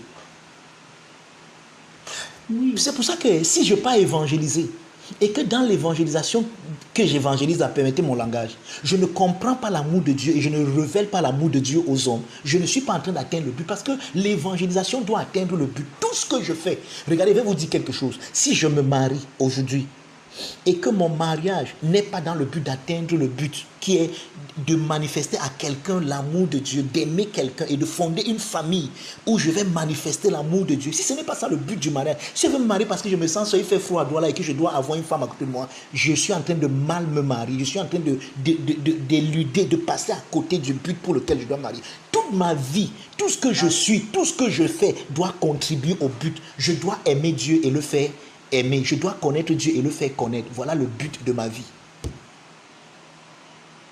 Si j'écris un livre, si je prêche, si le finish work grandit, s'il y a le finish work dans le monde entier, et qu'à un moment ça m'égare moi, parce que je commence maintenant à m'enorgueillir, je suis maintenant le grand bishop, ne m'appelez plus docteur, je suis maintenant archbishop, Mangouang désiré, et que dans tout ça c'est maintenant l'orgueil, je commence à regarder ce que j'ai fait, et que je ne comprends pas l'amour de Dieu pour moi, et que je ne le révèle pas, j'ai perdu, j'ai tout faux. Donc, c'est en ce moment-là que tout ce que tu as fait là devient zéro. Paul a dit non, il dit que je pourrais parler les langues des hommes et des anges. Si je ne comprends pas dans ça l'amour de Dieu, je ne suis rien. Je suis un néron qui résonne, une cymbale. Il dit que je peux même donner mon corps pour être brûlé. Si dans ça, si dans le plan là, ce n'est pas le but qui est atteint, le but qui est de comprendre l'amour de Dieu, je ne suis rien. Et c'est le piège dans lequel les pasteurs tombent souvent. C'est pour ça que les seules personnes à qui Jésus a fait le repos dans sa vie. Et c'est pour ça qu'un homme de Dieu, c'est même pour ça que les collaborateurs d'un homme de Dieu doivent veiller sur lui pour qu'il ne tombe pas dans cet orgueil. C'est facile, surtout pour les hommes de Dieu, de tomber dans cet orgueil. La prière du pharisien, oh Dieu, je te rends grâce. Je ne suis pas comme les autres. Ce que tu fais peut t'écarter de l'amour de Dieu pour toi, peut t'éloigner de comprendre l'amour. Tu peux penser que non, je fais ça parce que je suis spécial. C'est que je suis spécial. Je n'ai pas encore commis l'adultère parce que je suis un homme spécial. Les autres qui commettent, c'est des fautes chrétiens. Non, ne tombe pas dans ces bassesses. Tu es en train de ralentir ta course. Je te dis, quand tu tombes dans ce genre de bassesse, les prostituées qui sont à quoi? Courent dans le Rwanda, elles sont en train de courir, elles ont pris le marathon, elles ont déjà dévancé peut-être même de 100 ans. Ne tombe pas dans que ce que tu fais. Je comprends en fait, voici la conclusion du cours de ce matin. Ta vie, le plan doit contribuer au but. Le but, c'est d'être aimé. Écoutez, je n'ai pas dit que le but, c'est de l'aimer. N'allez pas mal. Le but, tu ne peux pas aimer Dieu. Voilà un autre sujet. Le but, c'est de le laisser t'aimer, manifester en toi son amour et de l'aimer en retour. Parce que tu ne peux l'aimer que de l'amour. C'est lui qui aime le premier. Le proton de l'amour, c'est lui. Tu dois le laisser t'aimer et l'aimer en retour. Et quand tu commences à l'aimer en retour, tu te rends compte qu'il aime ton voisin, il aime ton ennemi. Celui que tu appelles ennemi là, il l'aime. Et comme c'est son amour qui se manifeste en toi, tu vas commencer à aimer les autres du même amour dans lequel il t'a aimé. C'est ça le but. Voilà le but. Voilà pourquoi nous sommes sur la terre. Mon mariage, mon ministère, mon argent, le travail que je fais, tout ça doit contribuer au but.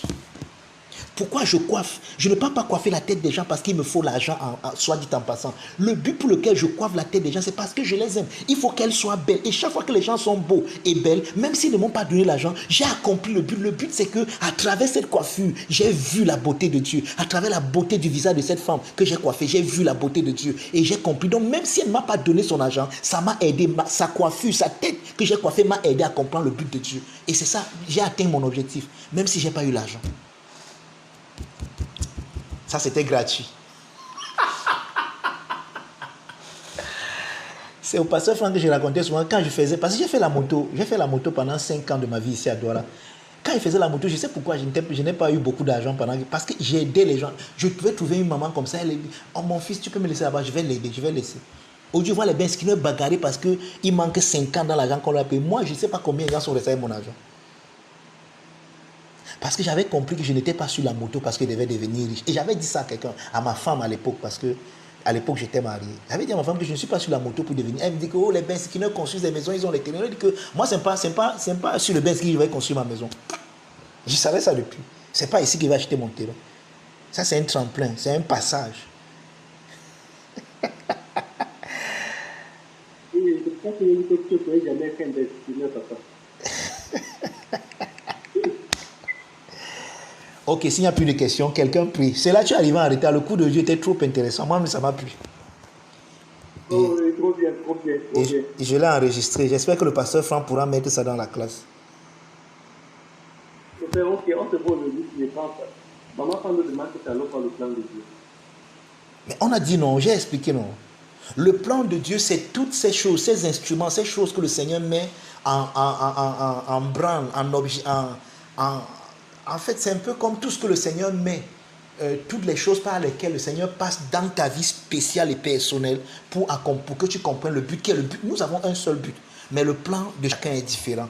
Parce que ce que tu traverses, tout le monde n'est pas obligé de passer par un divorce comme moi pour comprendre certaines choses que j'ai compris. Tout le monde n'est pas obligé de perdre son enfant, tout le monde n'est pas obligé de perdre ses parents, tout le monde n'est pas obligé. Maintenant, dans toutes ces choses, j'ai expliqué même à Gethsemane, le plan c'est l'instrument, les choses spécifiques. Par exemple, tout le monde n'était pas obligé de mourir à la croix pour manifester le but qui est de connaître son amour. Mais il y a quelqu'un qui l'a fait. Donc le plan est spécifique, est spécial pour chacun. Tout ce que tu passes, tout ce par quoi tu passes et par lequel Dieu, les choses que Dieu utilise pour te révéler qu'il t'aime et par lesquelles tu peux l'aimer et aimer les autres en retour. C'est ça le plan de Dieu.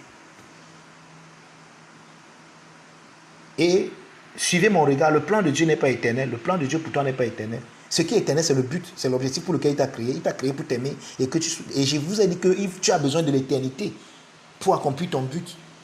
Parce que son amour est infini. Mais le plan, tu n'as pas besoin de toute l'éternité. Chaque chose par laquelle tu es passé, tu t'es marié, ça t'a révélé l'amour de Dieu pour toi. Quand la relation que tu entretiens avec ton mari, chaque jour t'amène de comprendre l'amour de Dieu et d'aimer. En aimant quelqu'un d'autre, tu comprends comment Dieu t'aime et tu aimes quelqu'un d'autre. L'amour avec tes enfants, tu aimes tes enfants que tu ne connais même pas. C'est pour ça que je vous ai dit que les femmes nous comprennent ces choses mieux. Les femmes ont naturellement, ontologiquement même, une prédisposition à comprendre le but qui est l'amour de Dieu mieux que nous. Il y a quelque chose qui grandit dans son ventre, qui déforme son corps, mais elle aime la chose. Elle ne connaît même pas qui c'est. Elle n'a jamais vu cet homme. Mais elle sait que quelqu'un est en train de prendre de l'ampleur dans son ventre. Quelqu'un prend de l'ampleur dans son estomac. Mais elle l'aime. Elle ne le connaît pas. Elle ne sait même pas à quoi il va ressembler. Mais elle l'aime déjà. Elle le caresse. Oh, choubidou. Elle l'aime. C'est ça l'amour de Dieu. C'est-à-dire que le plan, c'est toutes ces choses qui t'amènent à comprendre l'amour de Dieu pour toi. Je vous raconte une dernière histoire. Ça, c'est Buster Kruger. Je crois que j'ai même déjà raconté cette histoire dans plusieurs de mes prédications. Il dit qu'un jour, il y avait eu un incendie dans son quartier. Et il a vu ce sapeur-pompier qui est venu rapidement. Et il a mis son truc. Il est entré dans le feu. Il a sorti un enfant qui était dans le feu. Il a sorti. Les gens ont acclamé. Il a regardé cet homme. Il a compris l'amour de Dieu. Et il continue son disant que il sait que si c'était plusieurs pentecôtistes, on va aller maintenant vers cet homme. Ce jeune homme dit que waouh, vraiment, quelle bravoure, tu es courageux. Mais est-ce que tu as déjà donné ta vie à Jésus? Est-ce que tu sais que Jésus t'aime? Est-ce que c'est que l'amour de Dieu pour toi, il est mort sur la croix pour toi? Est-ce que tu sais que Dieu a tué son fils pour que tu sois sauvé? Malgré tout ce que tu as fait là, malgré que tu as sauvé l'enfant là, si tu n'acceptes pas Jésus comme ton sauveur, Seigneur, tu iras en enfer.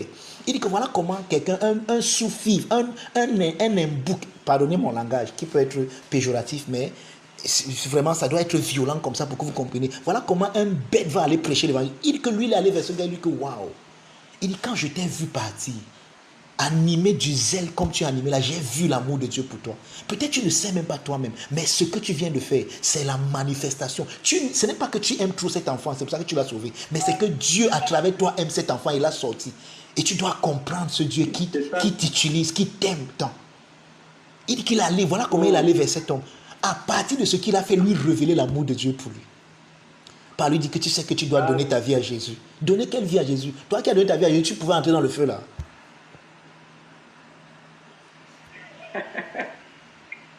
Donc, le plan de Dieu, c'est toutes ces choses qui sont comme des instruments de Dieu pour nous révéler son amour et pour nous donner de révéler son amour aux autres. C'est ça le plan de Dieu. Donc, pour moi, par exemple, le plan de Dieu, pour moi, c'est enseigner, j'enseigne. À partir de l'enseignement, je révèle l'amour de Dieu. Mais ce n'est pas le but. Si maintenant je confonds le plan et le but, je dis que maintenant, enseigner, c'est le but de ma vie. Donc, si j'enseigne, j'ai accompli mon but. Je suis fou. Et justement, c'est ce que... est un moyen pour révéler l'amour de Dieu.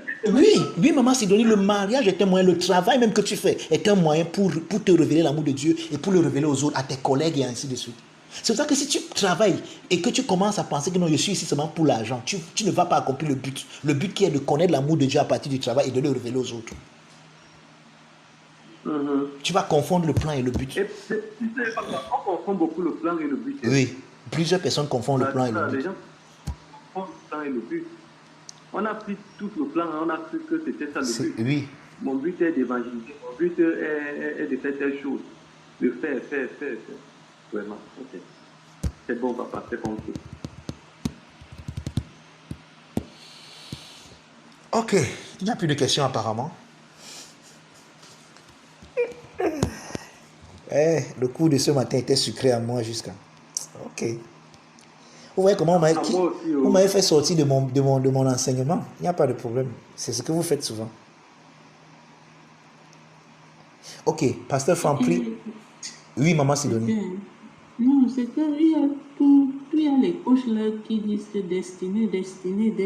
Oui, ils confondent. La destinée, ta destinée. Quelqu'un, par exemple, imagine-toi que tu ouvres une entreprise et on te dit que tu es né pour ouvrir tu es né pour être un entrepreneur. Non, l'entrepreneuriat n'est que le plan pour accomplir le but. Je ne suis pas né pour être entrepreneur. C'est pas ça le but. Bon, le tout moi-ci, je suis né pour être entrepreneur. Vous êtes fous, vous savez qui je suis. L'entrepreneuriat n'est qu'un petit moyen et n'est qu'un petit moyen, un moyen petit même comme ça. Parce qu'il y a des gros moyens. Et je crois qu'on va parler de ça à la conférence de Teresa et pas au séminaire. L'entrepreneuriat, tout ce que nous faisons sur la terre, ce sont que des petits. C'est pour ça que je vous disais lors de la dernière conférence que lorsque vous rendez ministère à quelqu'un qui veut se relocaliser, à quelqu'un qui veut s'endormir, vous devez tout faire pour qu'il se détache de tout ce qu'il a accompli. Maintenant, s'il faut se détacher de ça, si c'était dans le but, pourquoi je me détache de ça? Justement parce que en m'attachant à ça, ça peut m'amener à m'attacher, à rester. Ça peut amener mon âme à se lier à ça. Parce que justement, quand on enseigne mal, quelqu'un va penser que c'est ça le but. Je vivais pour vivre. Toute ma vie, j'ai travaillé pour construire cette maison. Maintenant, je construis ma maison, je ne vis même pas dedans, il faut que je me relocalise. Non, je vais rester dans ma maison. Et c'est là où on a des esprits errants, donc qui restent dans des maisons. Et ça ne les aide pas. Parce qu'on leur a enseigné que c'est ça le but. Non, ce n'est pas le but, c'était le moyen. Le but est plus grand. Le faire connaître, c'était ça le but. Donc même la maison que je construis doit m'amener à comprendre l'amour de Dieu pour moi et à le révéler.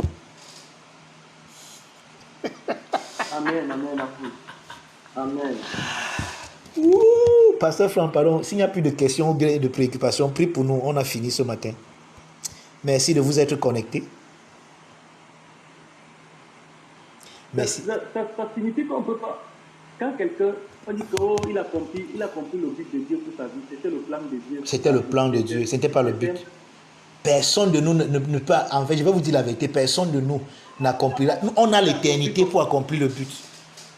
Il est infini, son amour est infini. Il nous aime et il nous aimera chaque jour, même dans l'éternité. On ne pourra pas accomplir le but.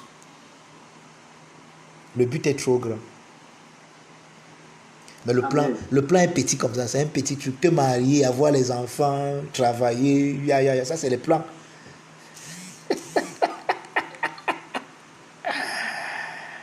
Pasteur Franck, on prie pour nous. Alors, on a fini.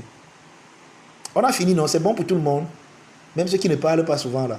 Émilie, tu dors. Maman Ghislaine. Ok. Pasteur Franck, prie alors, on a fini. Donc la destinée, c'est le plan. Oui.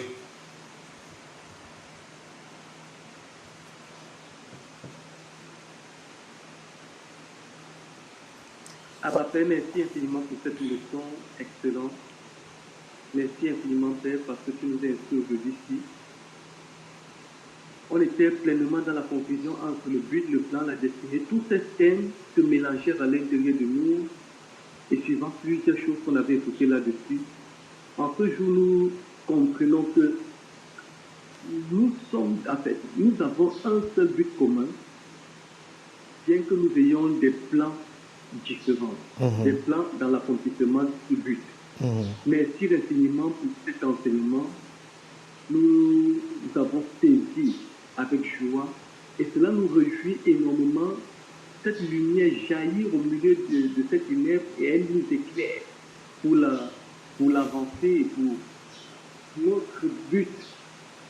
Pour notre but, nous saisissons cela. Nous savons que nous sommes créés pour comprendre ton amour et manifester l'amour dans cette compréhension-là. Merci infiniment. Je te rends grâce. Et merci pour l'homme de Dieu, le reverend. Merci de ce, en fait, il s'est laissé diriger, orienter, et il n'est pas resté figé sur le cours qu'il a eu affiché. Il n'a même pas mentionné ce cours en ce jour-ci. Et en ceci, nous te disons merci, Père. Merci pour tout. dans le nom de Jésus. Amen. Amen. Amen. Je vais dire quelque chose. Si vous pouvez communiquer avec nous, avec moi, après ce message, faites-le. Donc, si vous avez des possibilités, Maman Muriel n'est pas connectée, mais vous connaissez son numéro. Envoyez quelque chose et quand vous écoutez de tels enseignements qui n'ont pas été prévus, mais qui ont été donnés par l'Esprit de Dieu, il faut que je vous apprenne les bonnes manières. C'est souvent bien de se connecter, de connecter votre cœur à de tels enseignements. Vous avez vu que ce n'est pas ce que j'avais prévu enseigner. Alors, connectez vos cœurs à cela. Envoyez quelque chose. Si c'est 100 francs que vous pouvez avoir, parce que ce n'est pas la somme qui importe. Si c'est même 100 francs, mais que ce soit votre cœur. En fait, envoyez votre cœur, donnez votre cœur dans ce genre de choses. Quand vous avez des occasions comme celle-ci, ne passez pas outre. Allez-y, mettez votre cœur dans ce que vous faites. Ce n'est pas l'argent. Vous savez que nous ne sommes pas après votre argent. Mais cet enseignement n'a pas été prévu. Et ça a été donné par l'Esprit de Dieu. Alors connectez votre cœur. Venez avec votre cœur dans un tel enseignement. Je ne sais pas si quelqu'un peut nous aider à afficher le numéro de Maman Muriel afin que tout le monde voie et que vous puissiez envoyer. Et je vais lui dire spécifiquement que tout ce qu'elle reçoit ce matin, qu'elle m'envoie ça à moi. C'est pour moi. Je vais manger ça et ce sera la connexion avec votre cœur qui va se passer. Vous êtes bénis de toute bénédiction. On n'envoie pas directement au pays, c'est bon. Amen. Envoyé par Maman Muriel, c'est mieux. C'est elle qui reçoit toutes les offrandes du ministère. Amen. Donc si quelqu'un, en fait, je crois qu'ici tout le monde connaît son numéro. Ok. Vous êtes bénis. Bonne journée.